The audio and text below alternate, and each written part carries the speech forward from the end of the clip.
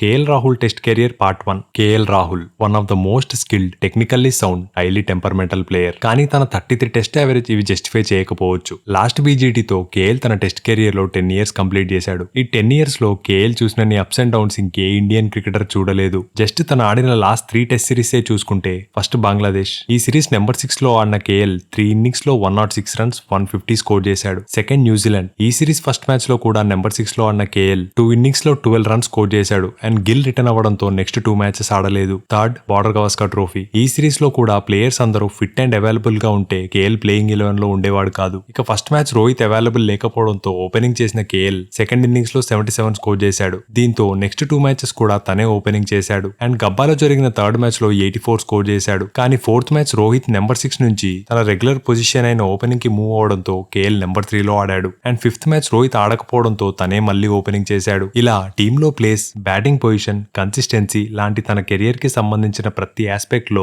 ఎన్నో challenges face చేశాడు KL Rahul.